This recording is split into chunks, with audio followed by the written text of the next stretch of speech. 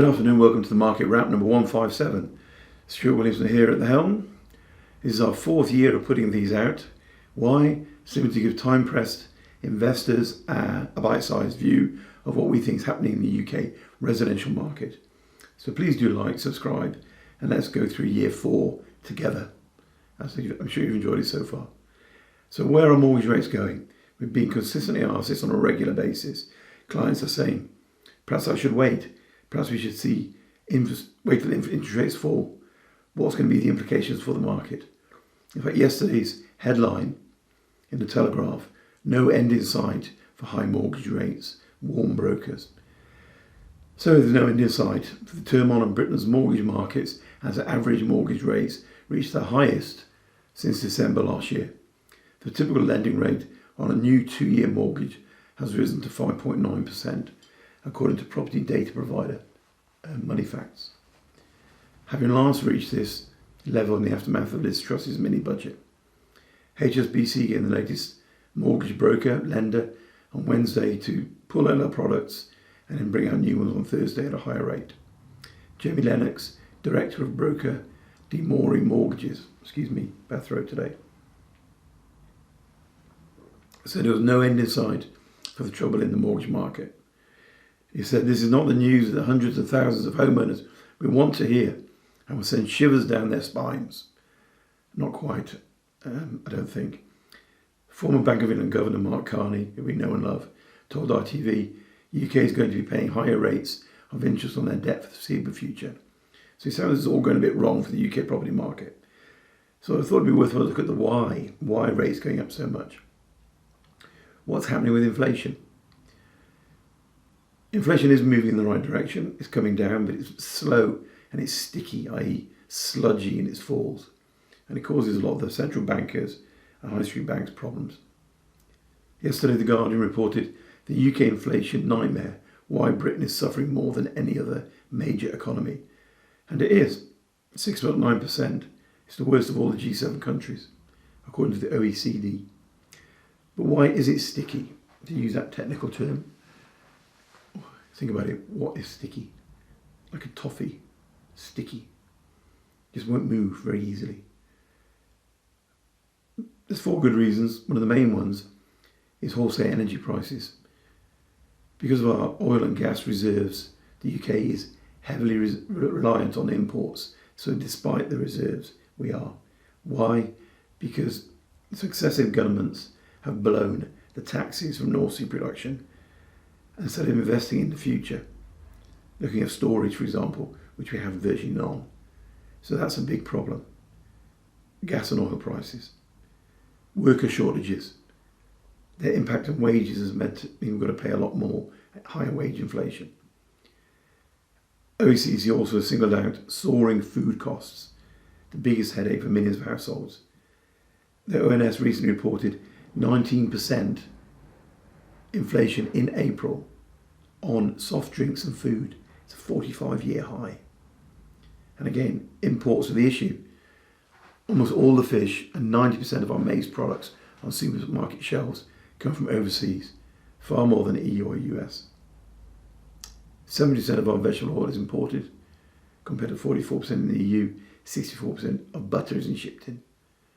This leaves us more exposed to global price rises, currency fluctuations than anyone else. Brexit.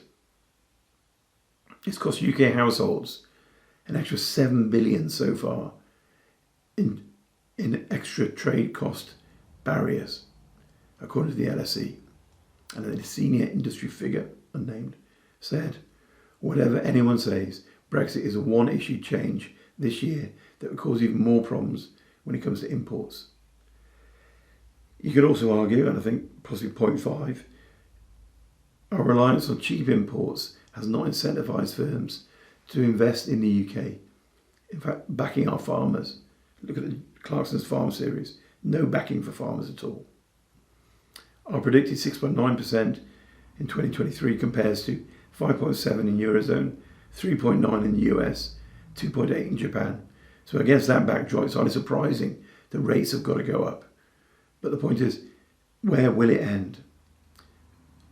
As an aside, recently Australia, Canada surprised markets by hiking their rates after been paused for a while. The EU has just done the same, even though it thinks it doesn't need to, it has done.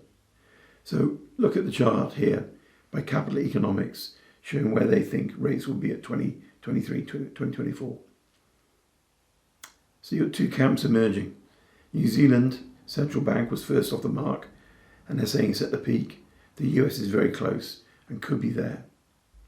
The second camp is Europe, UK, Australia, Switzerland, which have all got further to run. But if you look at the chart, we're still seeing in 2 years rates back at 4.5%. So no need to panic. No panic.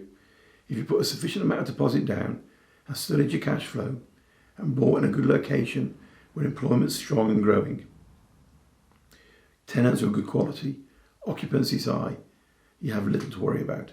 Transport, infrastructure, employment.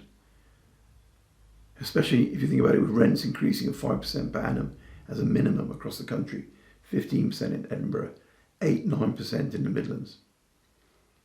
Another interesting side is that when Canada and Australia paused their interest rate increases early this year, both housing markets saw a boom. So you got pent up demand boiling up. Could be seen the same in the UK. Could expect a small boom when it does hit the top. But that's just our view and what we've read. So listen to Mark Miller from Capricorn Mortgages. Hello, so I'm Mark Miller. I'm director for MENA for Capricorn Financial Consultancy. So we're a mortgage brokerage. We're based out of head office in London. However, we've got offices in Singapore, Hong Kong, Dubai, and soon to be mainland China as well. So we specialise in helping people who are looking to secure finance against UK property who aren't actually based in the UK. Where do you see rates going? Will they continue rising? Will they plateau? Can you just please tell us a little bit about where you see those going? Yeah, so our view obviously is, we don't have a crystal ball, so we don't advise clients based upon where we see rates going. However, we will make a recommendation or guide clients based upon their attitude to risk. But to give a general comment on, where we see rates and where the market is pricing at the moment, currently fixed rates, some of them in the market are actually cheaper or lower than the Bank of England base rate. So the Bank of England base rate is now at 4.5%, which is as high as it has been for almost like it's longer than a decade now. So they're very high comparative to where they've been all-time lows over the last 10 years. However, fixed rates are still actually below that. And what's driving that is, not all fixed rates, but some are. And what's driving that is lender competition in the market. Obviously, lenders will have secured their financing of the funds they're going to be lending out historically, so they've still lending targets they need to meet towards the start of the year. So at the moment we are still seeing some fixed rates below base rate. We expect rates to probably even out a little bit, but they are slightly increasing. So our guidance to our clients is that reserving a rate as early as possible right now is a good course of action, simply because especially on the new build side of things, a mortgage offer can last for say up to 12 months if we extend it at the right time. So generally speaking, in a nutshell, start early, look at your options as early as possible, and it gives you as best chance as any as securing the best finance. Awesome. Thank you very much. You're using money on that. How can they be pricing in a lower rate than what the Bank of England base rate is? Yeah, you're right. It is. Currently, some of the fixed rate products on the market are lower than the base rate.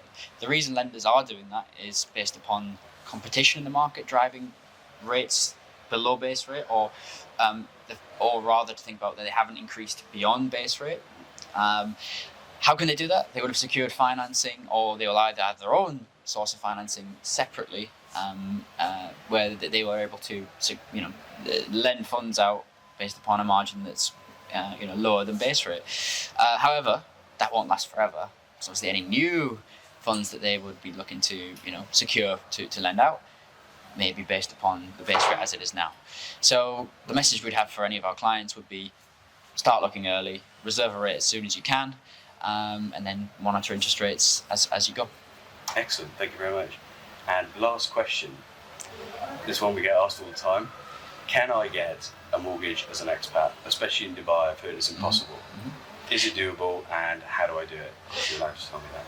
hint I can. Of course, every person's situation is different. So, depending upon your credit situation, your income, and your deposit, of course, there are some factors that might cause us to look at more specialist options.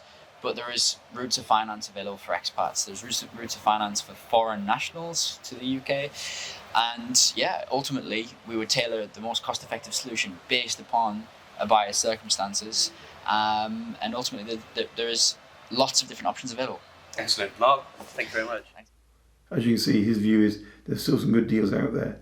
Mortgages are heading for more expensive territory in the short term, but it is short term.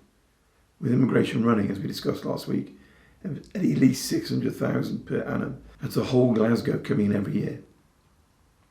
The pressure on the housing stock to build 300,000 houses, which is what we need, will increase. Property prices will increase. Rents are increasing.